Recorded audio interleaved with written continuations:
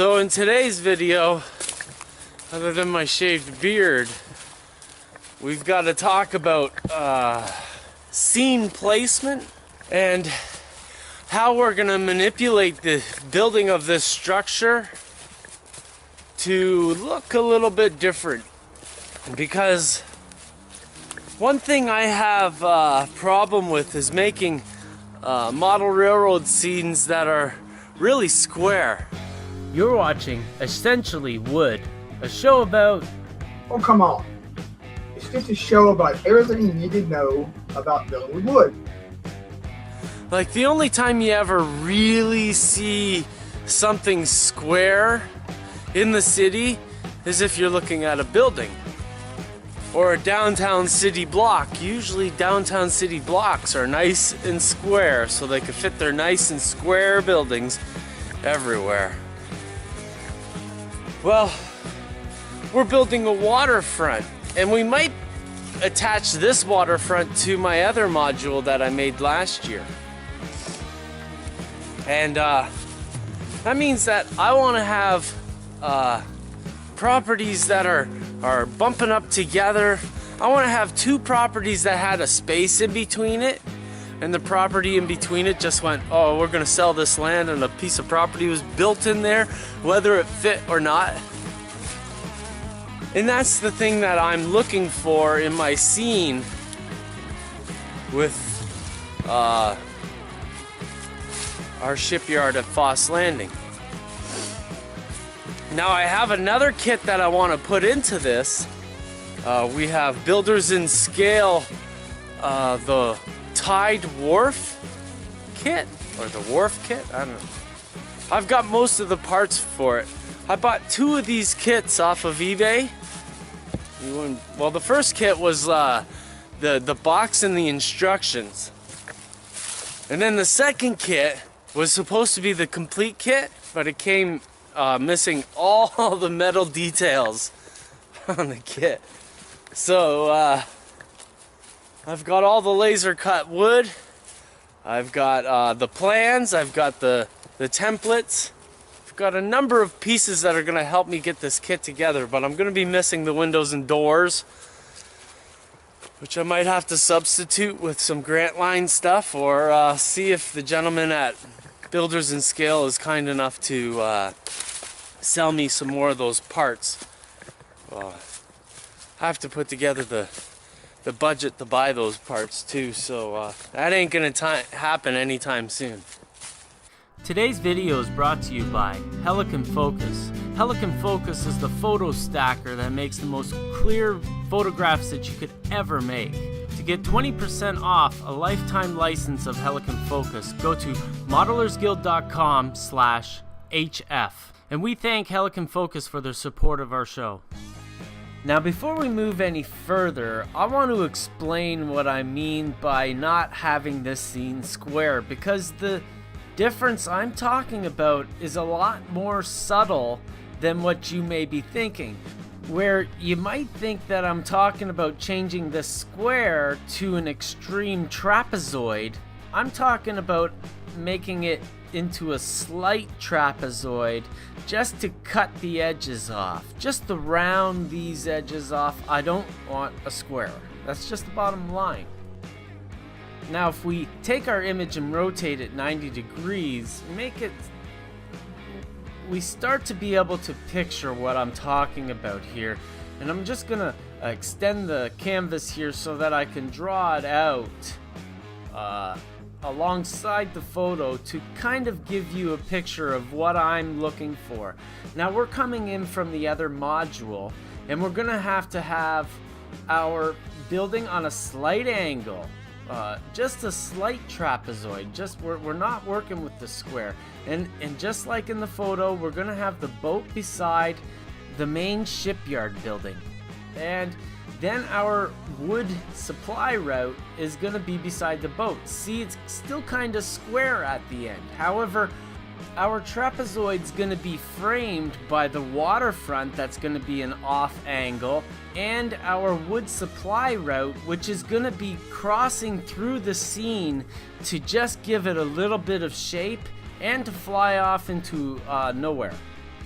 And that way we can take our support buildings like our log mill, our sawmill, and our supply hardware shed on either side of the logging track along the main supply route. And what I'm doing by doing this is I'm opening up the scene to a major point of super detailing. Along the rails is a great spot for human activity, and we're going to design that into this diorama. I have often said model railroading should be a course in school, and if I had my way, model railroad photography would be one of those skills taught in that class. Thankfully, my friend Bob Boudreau has covered all this stuff for you on his website. Bob's website covers all aspects of photography, from point-and-shoot cameras to DSLRs. Bob's photography has been part of many contests in the model railroad press, and Bob's contest-winning tricks can be found on this website, so check it out. In last week's video, I said this week we'd be building the boat. And the truth is, I did build the boat in the past week. But I figured before we got into building the boat, we should really get this scenery placement thing down pat before I start showing the boat off, because if anybody's building along with me on this project, I think it is important to guide you in a way that I think will make your project turn out the best and be most efficient. Because remember, we did pay $320 on this kit. I went down to my local hardware store and grabbed a sheet of hardboard, but it is also called HDF and Masonite. Cut it into a small chunk. I get my boards, they're 2 foot by 4 foot standard sizes at the hardware store, and it's about $2. It's no big deal just to make a little sample. So what we're gonna do is we're gonna make a little scene here that is kind of like a prototype, something that we can test the scene on, and if it works, we can put this into the final scene. Or if it doesn't work, we can scrap it and do it the way it should be done on the final scene. You know, this little board here maybe costs $3, and that's a cost I can handle to test and make sure that this scene looks just as good as I want it to. Now, I know it doesn't look like much right now. It's a very small portion of the scene itself, and it can only really fit the main shipyard building on it itself. So I'm going to use a little piece of scrap balsa wood that I have, and we're going to make a break wall on for underneath the dock, and we're going to decorate this whole scene fully. We're going to go like crazy. I'm going to do all the crazy little ideas that I have. I'm gonna go to the forest. I'm gonna grab some moss. We're gonna put that down to seaweed and stuff. We're just gonna try everything. I'm gonna take some skewers. I'm gonna try different ways of putting what's on the. A few minutes later. Barnacles. I knew it was something barnacles. So we're going to try everything. We're going to put different styles of barnacles on the bottom of the pilings and have seaweed in the water, the whole rigmarole. And I thought that this was more important to show you before we started into the boat, because how we're going to finish the boat off is totally going to have to do with how we finish off the waterfront. Oh, a tip if you're using balsa wood and trying to glue it in like a dummy, use some crazy glue to make sure it stays in place. I have been sharing my scale modeling experiences on YouTube free of charge for over 2 years now. In that time, I've invested a lot of time and money into this project. Projects like these need funding to grow, and I'm asking for your help. Patreon.com/RailroadGuy. Ron Pare. Okay, so we're not going to finish this little mini section today. We're just going to get it to a point where we can have it grow in our mind's eye. And that starts with, I don't want to have a watercolor. I want to have a clean slate. So I'm going to use charcoal color that I made, and it's not any real gray color. It's just a combination of colors to get the kind of grimy black color I was looking for. I haven't really achieved it yet, but it's good enough. So I'm just going to cover up the bottom while leaving some slight lines where the pilings are going to go on my bench. This isn't the finished look. This is the bottom layer. Next, I made some rocks from a Woodland Scenics mold a few years ago, and they've been sitting in my toolbox forever, just screaming, "Ron, put me in a project, please put me in a project, Ron." So we're going to try them out here, and I'm going to use my Weld Bond glue to glue them down, because I can, if at a later date I want to use them on another project, all I have to use is a hot air gun to make them come off. Use a pair of tweezers to grab onto them, and then use the hot air gun to heat up the glue or the portion that is glued, and it'll come off. This is a technique that can be done for a lot of gluing processes. Try it out.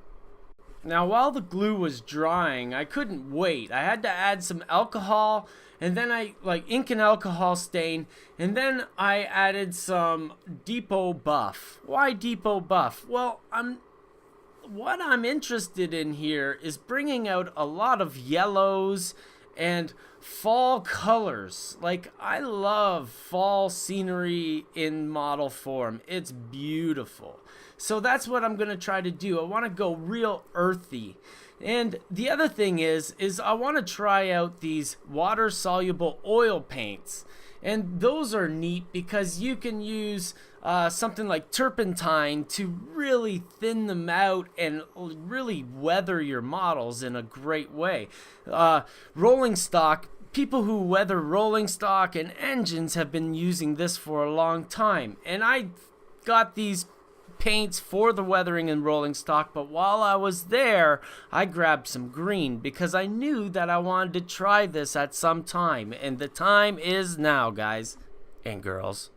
Now, I recognize that everything looks really splotchy right now, and that it doesn't really look too realistic, but what I'm trying to do here is a bunch of different things at once, and the way they're going to meld together is over time, they are going to come together with more paints. And the paints that I'm going to add are all thinned with alcohol so that they're slightly translucent, so that under layers show through to upper layers and everything marries and mingles together. Now, I don't know if turpentine is the product you should use to thin your water-soluble oil paints, but I know it works, and that's what I'm using. If there's another product out there, I'm not so experienced on this stuff, and I'm not worried to admit it. Next, the oil paint we ran along the bottom of the break wall, it really is supposed to be concentrated at the bottom, but the whole wall's gonna get some green. So that's why I placed it only at the bottom so that the concentration could be more there, and I rode the oil paints up the wall with my turpentine. Almost forgot it there. I do this stuff unscripted, guys. It's off my. This is the real me. When you hear me talking about this stuff, it's not something I've wrote out and sent to the editor to be fixed. This is all me. So, for good or bad, you're getting the real deal. Now, while I'm pulling my green up the wall and giving the entire wall a green tinge or a hue, we're going to be coming back later with the colors that are going to be streaming down from the wall top. And those are going to be slightly different. Sure, there's going to be a bit of green coming down from the top, but there's also going to be a rust and a burnt umber, brown colors, you know, earth coming down the wall, so that there's texture underneath. Because even then, after that, we're going to have moss on the wall. Or we're going to try to put moss on the wall. So in our next scenery video, I don't know what we're going to call this. Well, you'll see it in the title at the beginning of the show. When I figure it out, we'll put it in there. But when we get to part 2, we're really going to dial in on this scene by adding all those extra layers that I just mentioned. And I don't know, I'm kind of excited about this part. This is the part that I really like. The part where you jump off of the trail without an instruction manual and do things by yourself on your own at the whim of your fancy. That's what I love about modeling, and that's what I'm hopefully going to share with you in this series. Thank you for watching. So, if you're that type of person to, you know, give your waiter a tip because they did good service for you, well, I'm an artist asking for you to tip my good service here. And if you're happy with the modeling that you see in these videos, if you've watched maybe 4 or 5 of them, consider chipping in $1, $5, $10 on Patreon. I could sure use the you know, this wharf kit would be on the bench right now if we had those windows and doors, and it's gonna cost $60. So 60 people contribute $1. If 30 people contribute $2, maybe 15 people contribute $4. You know, you see how it works? So patreon.com/Ron Pare.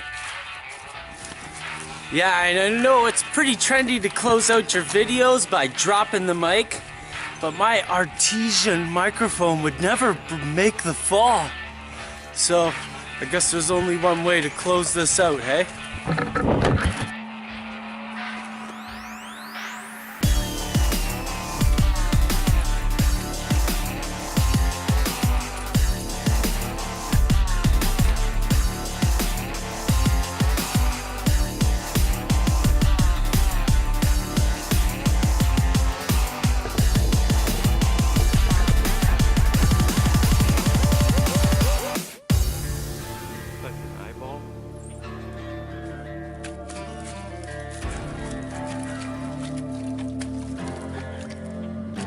On the road, out of the city,